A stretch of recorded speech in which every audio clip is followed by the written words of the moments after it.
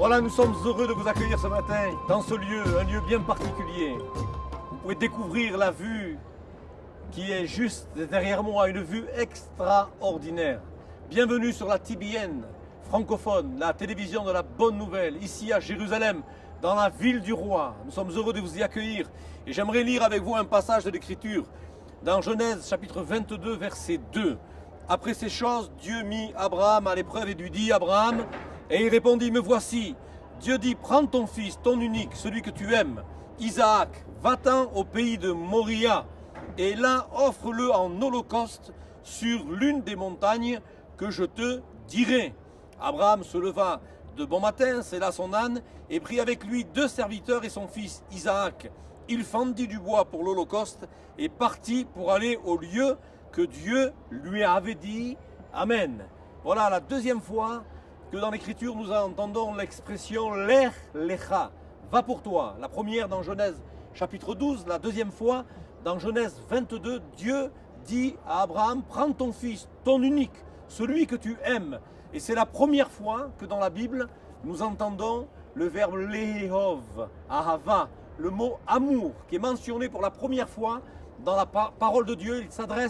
Cette parole s'adresse de la part de Dieu à Abraham afin qu'il prenne son fils et qu'il vienne dans ce lieu de Moria, ce lieu qui est juste derrière moi, pour y offrir son fils en sacrifice. Le Moria, c'est un endroit qui figure et qui préfigure.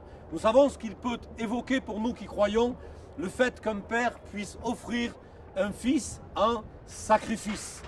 La parole de Dieu nous rappelle que pour assurer le bonheur de l'humanité, Dieu avait fait 3 choses que le péché de l'homme a rendues infructueuses. Cependant, malgré cela, le plan divin n'en a rien été modifié. Premièrement, Dieu a placé Adam en Éden, ça a été la chute. Deuxièmement, Dieu a suscité la lignée de Seth, la race s'est corrompue et ça a été le déluge. Troisièmement, Dieu a encore suscité des descendants à Noé qui attirèrent sur eux le jugement de Babel. Ainsi donc, depuis Genèse chapitre 11 jusqu'à Actes des Apôtres chapitre 2, les nations vont passer au second plan afin de permettre la réalisation du salut promis en Genèse 3. Dieu va susciter un peuple mis à part et destiné à donner au monde 1. Le témoignage de son appartenance à Dieu, 2. Les saintes écritures, nous savons qu'Israël est le saint dépositaire des oracles de Dieu, 3. Le Messie promis dans les écritures. Pour cela, Dieu va appeler un homme, cet homme c'est Abraham. Abraham, depuis Our à Charan et en Canaan, la bénédiction que Dieu donna à Abraham devait s'étendre à toutes les nations de la terre. Dans Genèse 12, verset 3, Dieu dira: toutes les familles de la terre seront bénies en toi. Dans Genèse chapitre 22, verset 18, il dira: toutes les nations de la terre seront bénies en ta postérité. Nous remarquons qu'en Genèse 12, verset 3, Dieu dira: je bénirai ceux qui te béniront et je maudirai ceux qui te maudissent. Ah, si les nations qui maltraitent Israël savaient à quel jugement elles s'exposent en touchant au peuple élu. Dans Zacharie chapitre 2, verset 8, il est dit que celui qui vous touche, c'est comme s'il touchait la prunelle de mon œil. Israël, c'est le peuple de Dieu. Israël, c'est la prunelle des yeux de Dieu. Et nous nous rappelons de cette promesse de la possession du pays qui est confirmée aux descendants d'Abraham. Dieu dit à Jacob, voyons là Abraham, Isaac, Jacob, les 3 patriarches, il s'adresse au 3e patriarche.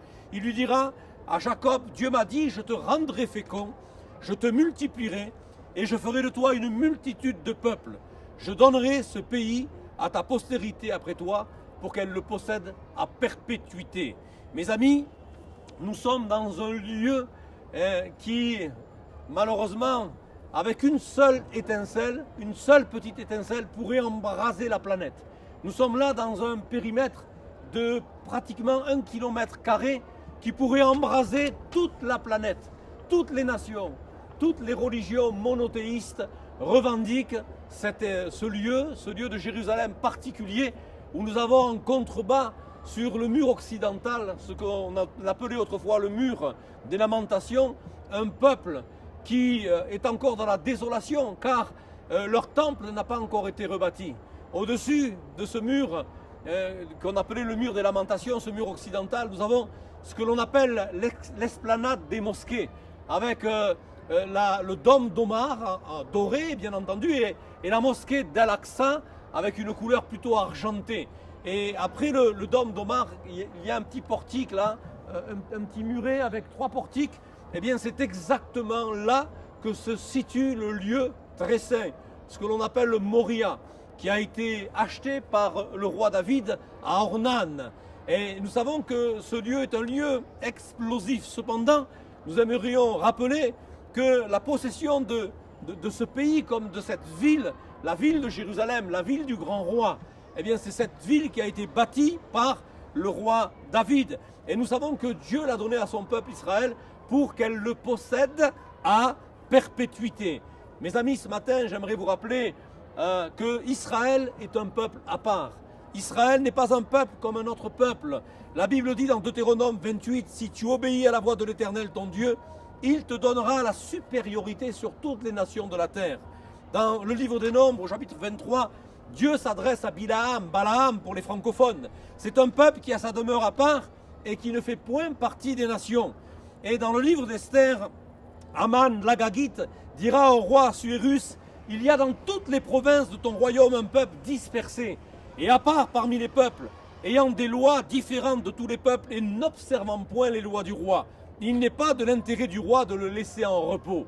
Donc, tout comme Jonas n'a pu être digéré par le monstre marin, Israël n'a pu être assimilé aux nations parmi lesquelles il a été dispersé, après avoir erré dans la mer et comme Jonas le dira lui-même, être descendu jusqu'aux racines des montagnes, le prophète fut rejeté sur les côtes même de son pays. Il va alors, après sa désobéissance et ses épreuves, devenir un instrument de salut pour les nations, malgré toute la sollicitude de Dieu et les soins vigilants qu'il lui a prodigués. Mes amis, j'aimerais vous dire ce matin que la restauration d'Israël n'est pas un phénomène humain, c'est un phénomène spirituel. Dieu a permis que ce peuple puisse retrouver cette terre qui était la sienne jadis, afin que tout ce qui est eschatologique, tout ce qui est mentionné dans la parole de Dieu, tout ce qui a été annoncé puisse se réaliser et permettre la venue du Messie d'Israël, du Messie du peuple d'Israël, mais du Messie de toutes les nations. Mes amis, j'aimerais vous rappeler ce matin qu'à cause de sa désobéissance, Israël va rejeter le principe de la théocratie. Et nous savons ce qui va se passer. En l'an 70, Titus va entrer dans Jérusalem. 1 100 000 morts côté juif, 900 000 juifs vendus comme esclaves. Et puis, il restera encore quelques pierres sur cette hauteur que vous voyez derrière moi. Et les prophéties de Jérémie et de Michée vont s'accomplir exactement en 132-135 après Jésus-Christ. Après une dernière révolte de Simon Bar Korva, les Romains vont anéantir l'État juif, 500 000 morts. L'empereur Hadrien va faire passer la charrue sur l'emplacement du temple. Ce fait étant l'accomplissement de la prophétie de Michée. Chapitre 3, verset 12 nous dit « C'est pourquoi à cause de vous, Sion sera labouré comme un champ, Jérusalem deviendra un monceau de pierre, et la montagne du temple une sommité couverte de bois. » Le nom de la ville de Jérusalem sera changé en celui de Aelia Capitolina, et le nom du territoire de Judée, Samarie, Israël deviendra la Philistine, la Palestine. Pourquoi? Parce qu'Adrien se rappelle qu'Israël a connu dans son histoire des guerres terribles avec les Philistins. Et pour punir Israël, pour punir ce peuple, il donnera le nom de ce territoire de Judée, Samarie, Israël, le nom de Philistine. Nous avons l'origine là d'une présence arabe, puisqu'Adrien ira chercher en Arabie Saoudite et en Égypte des habitants de ces contrées pour les installer sur le territoire de la Judée, Samarie, Israël. Nous le savons dans l'histoire que, anthropologiquement parlant, eh bien, il n'y a aucune relation entre la présence arabe d'aujourd'hui et les Philistins d'autrefois, nous le savons. Et nous avons là une présence arabe, et nous ne voulons pas, bien sûr, prêcher qu'il faille jeter toute cette population arabe à la mer, pas du tout. Nous avons une responsabilité, ils vivent au milieu de nous, de leur annoncer la bonne nouvelle du royaume de Dieu. Israël est dispersé parmi les nations jusqu'à ce que le temps des nations soit accompli. La Bible nous parle de Luc 21, il nous rappelle qu'ils tomberont sous le tranchant de l'épée, ils seront amenés captifs parmi toutes les nations et Jérusalem sera foulée aux pieds par les nations jusqu'à ce que le temps des nations soit accompli, mes amis. Voilà la liste des nations qui ont investi la ville de Jérusalem. Les Chaldéens, les Perses, les Syriens, les Grecs, les Romains, les Arabes, les Sarrasins, les Ottomans, les Britanniques, les Jordaniens. Nous savons que toutes ces nations qui étaient là ont quitté le territoire d'Israël et aujourd'hui Jérusalem est entièrement sous le contrôle du peuple d'Israël. C'est pourquoi nous sommes vraiment dans des temps difficiles, dans des temps compliqués, des temps où, bien entendu, je dirais que le Messie est à la porte, qu'il revient bientôt. Après, bien sûr, la destruction complète de la ville de Jérusalem, il ne restera pas pierre sur cette hauteur du Moria. Et les Romains avaient par habitude, lorsqu'ils investissaient une ville, d'aller sur le monument le plus important. Et là, c'était le temple de Jérusalem. Une merveille incroyable. C'était comme ce qu'il y avait de plus cher pour tous les Juifs ici. Eh bien, Adrien va complètement détruire ce qui restait du travail de Titus et il va passer la charrue sur le mont du temple, sur le Moria. Et là, vraiment, ça sera la destruction. Et il laissera en contrebas un mur de soutènement qui s'appellera dans le temps le mur des lamentations, qui rappellera à tous les Juifs et à tous les habitants d'Israël et de Jérusalem eh bien, que la ville avait été envahie et avait été détruite pour tenir bien entendu les Juifs dans l'humiliation. Aujourd'hui, nous pouvons parler d'un miracle extraordinaire parce que le 29 août 1897 à Bâle, un homme qui s'appelait Théodore Herzl va recevoir une vision extraordinaire. C'est la vision des ossements. Dieu dit, je vous ramènerai dans votre pays. Et aujourd'hui, alors que je vous parle en 2017 sur le toit d'une yeshiva avec une vue extraordinaire, nous voyons que la vie a repris, que Dieu a ramené ses captifs de Sion, il les a ramenés sur ce territoire extraordinaire afin que s'accomplisse la parole de Dieu en son temps. Jésus est à la porte, il revient bientôt et nous savons que finalement la restauration d'Israël n'est pas un phénomène humain, mais c'est un phénomène spirituel. Aucun ne manquera. Consultez le livre de l'Éternel et lisez, aucun d'eux ne fera défaut, ni l'un ni l'autre ne manqueront, car la bouche de l'Éternel l'a ordonné, c'est son esprit, avec un E majuscule, qui les rassemblera. Et bien sûr, je les ramènerai dans le pays que j'avais donné à leur père. Voici, j'envoie une multitude de pêcheurs et ils les pêcheront, une multitude de chasseurs et ils les chasseront des fentes des rochers. Nous connaissons le phénomène de l'aliyah du peuple juif sur le territoire d'Israël. 3 formes d'aliyah. Une aliyah de cœur, un juif qui est touché dans son cœur et qui comprend qu'il doit revenir dans le pays de ses ancêtres. L'aliyah de force, ces juifs qui ont été massacrés en Irak, en Allemagne, avec bien sûr le Troisième Reich et tout ce que nous avons connu dans la Shoah. Des juifs qui étaient chassés du lieu où ils habitaient et qui n'avaient plus qu'une seule ressource, celle de venir en Israël.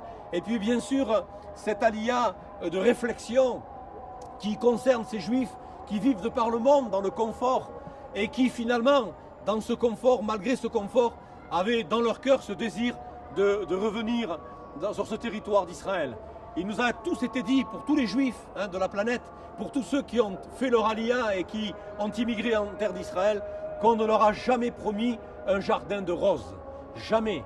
La vie ici est difficile, mais lorsque Dieu nous appelle et Dieu nous a appelés à revenir dans ce pays, eh bien nous avons persévéré. Dieu nous donne la force aujourd'hui de communiquer sa parole, la parole de Dieu qui ne retourne point à lui sans avoir produit de l'effet dans les cœurs. Souvenons-nous de cette histoire à cause de l'endurcissement de notre cœur.